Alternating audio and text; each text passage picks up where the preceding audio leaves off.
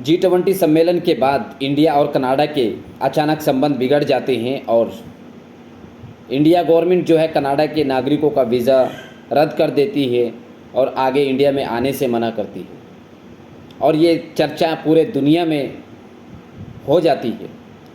लेकिन बहरहाल मैं यदि इंडिया की बात करूं तो इंडिया के कितने नागरिक कनाडा जाते हैं, किसी और कंट्री में जाते हैं और क्यों जाना पड़ता है। सरकार को सोचना चाहिए, रिकॉर्ड देखना चाहिए।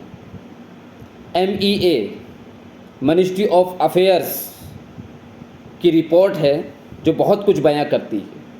वो ये बात कहती है कि सन 2018 में हमारे देश से जो व्यक्ति कनाडा में गए, जिन्होंने कनाडा की नागरिकता ली, 19,714 व्यक्ति हैं। सन 2019 में 25,381 व्यक्तियों ने कनाडा की नागरिकता ली।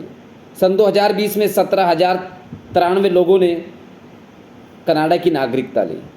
सन 2022 में 60,139 लोगों ने कनाडा की नागरिकता ली और सन 2023 में 17,993 लोगों ने कनाडा की नागरिकता ली।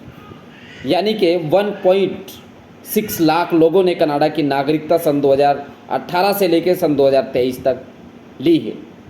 ऐसी क्या कमी रही है कि हमारे देश के लोगों को अपना देश छोड़ना पड़ा। ये रिकॉर्ड अपने आप में छोटा रिकॉर्ड नहीं है, बहुत बड़ा रिकॉर्ड है।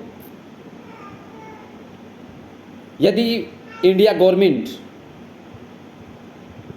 वहाँ के लोगों का वीज़ा रोक देती है तो क्या ये लोग वहाँ अच्छे से रह पाएंगे? क्या अपने देश के नागरिकों को बचाने के लिए, जिन्होंने वहाँ की नागरिकता ली है, यदि कनाडा गवर्नमेंट उनको वापस भेजती है तो आपके पास क्या रास्ते हैं? ये अपने आप में सवाल खड़ा हो जाता है। और इससे बड़ा सवाल ये है कि इन लोगों ने देश छोड़ा ही क्यों है, अपनी कमज़ोरी क्यों नहीं बताते आप लोग। और ये तो बात मैं कनाडा की कर रहा हूँ। US की बात कर लीजिए। सन 2018 में 57,603 लोगों ने देश छोड़ा, भारत के लोगों ने। सन 2019 में 61,683 लोगों ने देश को छोड़ा।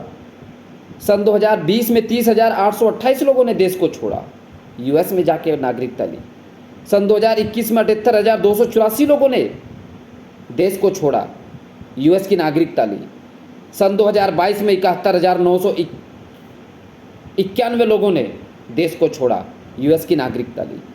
सन 2023 में 28,230 लोगों ने देश को छोड़ा और US की नागरिकता ली।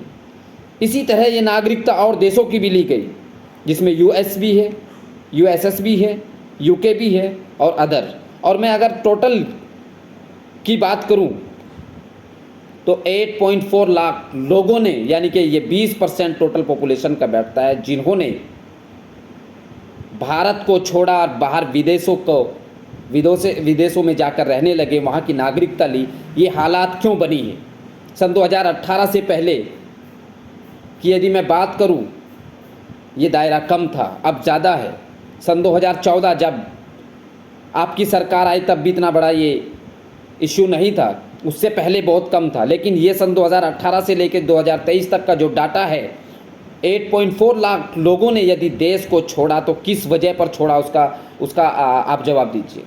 यदि आप जवाब नहीं देना चाहते तो आप गिरेबान में झांकिए कि आपकी कमज़ोरियाँ क्या रही होगी। यहाँ धार्मिक जंग होने की वजह से क्या ये लोग देश छोड़ रहे हैं, बताइए? या इकोनॉमी डाउन है उसकी वजह से छोड़ रहे हैं? आपकी पॉलिटिकल प्रॉब्लम है उसकी वजह से छोड़ रहे हैं? या आपके पास ऐसे संसाधन नहीं है कि जिनकी वजह से इन लोगों को देश छोड़ना पड़ा? कोई देश छोड़ना हासी खेल नहीं होता, इतना आसान नहीं होता। लेकिन कहीं ना कहीं सरकार की कमियां होती हैं, तब लोगों को ये एक्शन लेना पड़ता है मजबूरन। तो बहरहाल मैं ये बात करना चाहता हूँ कि ये रिकॉर्ड जो है, ये मेरा खुद का बनाया हुआ रिकॉर्ड नहीं है, ये एक्सटर्नल मिनिस्ट्री ऑफ अफेयर्स का रिकॉर्ड है जो साफ साफ सरकार की पोल खोलता है और ये कहता है कि भारत से 8.4 लाख लोगों ने सन 2018 से लेकर सन 2023 तक नागरिकता छोड़ी है। यानी कि पूरी टोटल पॉपुलेशन का 20% लोग भारत से बाहर विदेशों में चले गए हैं। अब आप कनाडा से पंगा लीजिए, USS से पंगा लीजिए, US से पंगा लीजिए, अदर्स स्टेट जहाँ जहाँ देश के लोग नागरिकता लेकर जा रहे हैं तो वहाँ भी आपको ये सब प्रॉब्लम हो सकती है। लेकिन इस तरह की सिचुएशन बनना और यह ना बनना, ये अपने आप में सवाल होते हैं। इस डाटा रिसोर्सेज से मैं सरकार से सवाल करता हूं कि आप अपनी नाकामियों को क्यों छुपाना चाहते हो? आप अपनी कमजोरियों को क्यों छुपाना चाहते हो? साफ साफ बताइए किस वजह से इन लोगों ने नागरिकता को छोड़ा है देश की? क्या वजह रही है? यदि देश में ऐसा चलता रहा तो आने वाले 10 या 20 सालों तक या 2047 तक आप देश के बहुत बड़े डेवलपमेंट की बात करते हैं, तब तक कितने लोग नागरिकता छोड़ चुके होंगे, उस पर क्या आपने कोई विचार किया? नहीं किया।